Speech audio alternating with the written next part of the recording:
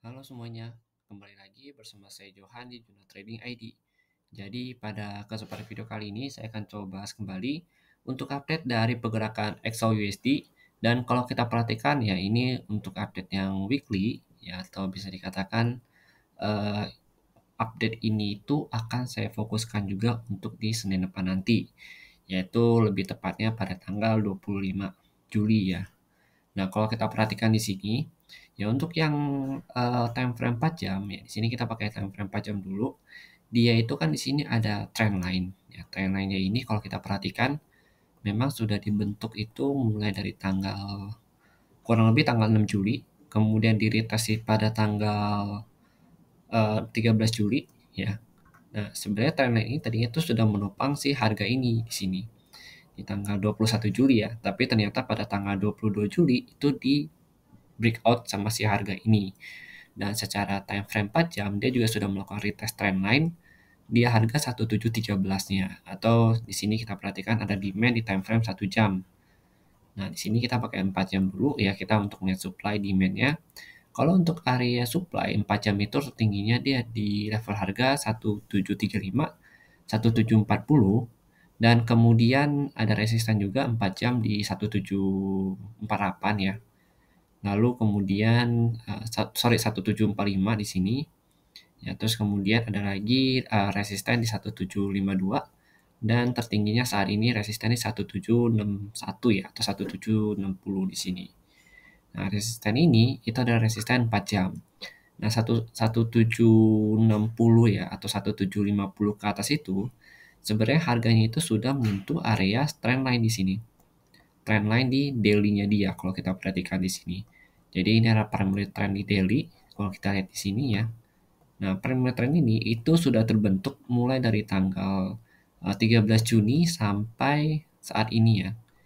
Ya, saat ini di tanggal 25 Juli, tanggal 23 Juli. Nah, terakhir dia menyentuh area trendline ini atau mendekatin area trendline ini itu ada di level harga 1811 ya. 1811 pada tanggal 5 Juli, jadi pada awal bulan. Ya, kemudian kalau kita perhatikan di sini tuh ada bearish engulfing. Nah, ini ada bearish engulfing. Nah, bearish engulfing ini merupakan salah satu pembalikan arah atau bisa dikatakan sebagai adanya tekanan dari pihak seller. Dan si bearish engulfing ini itu cukup sempurna ya. Jadi di sini ada candle warna hijau. Dia breakout di bawah sini ya 1807, kemudian sini ada Marubozu berwarna merah dengan volume yang lebih besar daripada volume candle hijau sebelahnya. Nah, artinya di sini tekanan seller itu besar.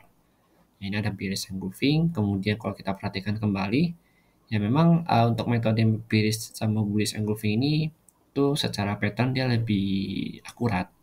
Tapi bukan berarti dia tidak bisa dibatalkan ya, tapi tetap bisa dibatalkan, cuma secara persentase dia itu lebih akurat. Nah, kemudian kalau kita perhatikan kembali, ya di sini sempat ada bullish engulfing juga tapi gagal.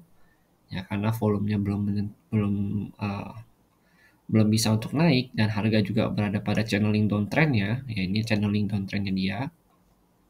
Ya jadi pas 1745 ya. Kemudian retest turun lagi, dan saat ini kalau kita perhatikan sini ada bullish engulfing juga di time frame 4 jam ya. Dia ada patternnya di sini, dan posisi seller itu sudah mulai melemah. Ya, sini posisi volume buy juga cukup besar. Dan kalau kita perhatikan misalkan kita mau gambar POC, itu kalau kita mau gambar POC di 4 jam, untuk POC levelnya itu ada di harga 1709,4. Ini POC level pada time frame 4 jam. 1709,4. Nah, ini perlu kalian catat juga. Karena kemungkinan besar ya kalau misalkan saat ini harga masih belum bisa breakout dari supply zone yang ini, yang di harga 1735, 1740, ada kemungkinan besar harga itu akan turun kembali ya, turun kembali untuk melakukan retest di area POC-nya 1709,42 ini. Nah, ini baru kemungkinan. Nah, kalau kita perhatikan memang di sini itu ya secara pergerakan harga memang masih cenderung untuk naik, karena dia sudah breakout, udah retest di area trend line-nya. Dan ini kan 1735, 1740 kan kita ambil dari sini supply ya. Ini masih fresh. Jadi begitu kena dia langsung turun. Ya, dari 1735 sampai 1740 langsung turun ke bawah tuh ke 1720. Nah, untuk saat ini kalau kita perhatikan ya memang tekanan seller di sini lumayan besar. Dan kalau lihat lagi dari time frame 1 jam, nah untuk yang 1 jam ini ya kalau kita lihat memang secara volume si buyer ini masih kurang nih. Yang artinya kemungkinan akan ada koreksi terlebih dahulu, ya, koreksi ya asalkan dia nggak breakout dari area supply yang ini nih. Sorry, ini area demand jadinya dia udah ditembus. Di channel Telegram mengenai area supply yang ini. Jadi ini adalah small demand-nya dia yang kita ambil dari time frame ini kurang lebih di time frame tadinya tuh kita ngambil time frame 30 menit. Nah, untuk small demand-nya dia di sini 30 menit ya. Kita ambil pakai patokan candle yang ini. Nah, ini 30 menit untuk time frame-nya. Nah, dia retest ke sini terus dia naik. Nah, untuk saat ini kalau dia belum bisa untuk breakout dari sini karena kalau kita perhatikan juga volume masih menurun karena memang sudah mau penutupan market. Nah, kita perlu perhatikan kembali nih nanti pada saat Senin nanti di sesi Asia jam kurang lebih jam 8 sampai jam 11 siang ya 11 siang itu dia bisa break nggak dari si area 1727 ya 1726 sampai 1730 ini. Kalau misalkan dia masih belum bisa break dari area ini berarti dia tuh masih membuat higher low yang baru. Ini high yang pertama nih, low higher low dia nanti akan kebentuk kalau dia nggak break di sini. Artinya kalau dia nggak break ke sini berarti dia akan turun kembali ke area small demand ini di level harga 1720 sampai 1718.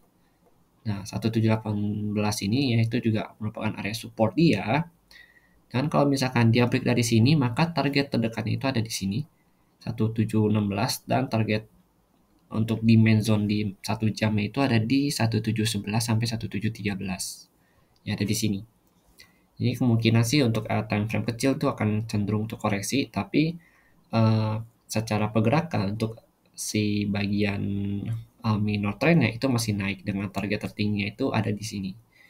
Ya 1752 sampai 1761 karena bertepatan dengan area trendline daily-nya dia atau primary trendline-nya dia. Ini masih cukup jauh sih kalau misalkan ke sini. Jadi ini yang harus kita perhatikan adalah 1735, 1740. Kemudian untuk demand bawah itu ada di sini ya 1702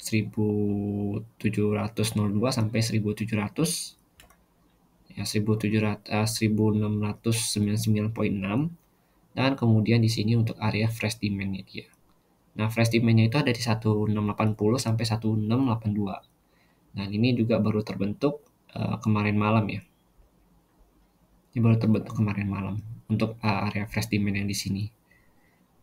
1685 sampai 1680. Jadi kalau misalkan dia retest ke sini lagi, ya kita bisa perhatiin nih nanti kalau dia reject kita bisa open lagi di sini. Tapi kalau misalkan kalian ada open buy dari area demand ini, ya kalian masih bisa hold. Set BE-nya itu di 1700 atau di bawah 1698 ini untuk set BE-nya karena kalau dia breakout lagi dari 1700 maka target dia terdekat itu akan ke sini lagi untuk melakukan retest base area ya atau retest demand di 16 berapa nih 1680.8 sampai 1685-nya. Baru nanti dia akan coba untuk naik lagi ke atas ini.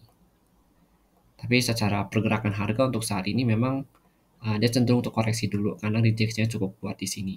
Tapi kalau dia bisa break dari sini, maka dia bisa lanjut sampai ke tertingginya itu ada di 1752 dan 1761 ini. Oke, jadi kalau kita perhatikan memang dari segi XAUUSD itu begini, tapi kalau kita perhatikan dari segi DXY itu dia masih sideways. Jadi si XAUUSD bisa dikatakan pergerakannya itu masih di luar DXY atau belum merespon dari si DXY itu sendiri karena DXY masih sideways nih. Ya, DXY sideways mungkin kita harus perhatikan juga nanti hari Senin ya si DXY ini naik apa turun. Kalau misalkan si DXY-nya ini naik dan breakout dari 107.2 sampai 107.5 ini area supply-nya, itu gold itu kemungkinan cenderung untuk turun ke bawah. Cenderung untuk turun ke bawah. Ya, ini targetnya yang ada di bawah-bawah ini yang saya jelaskan.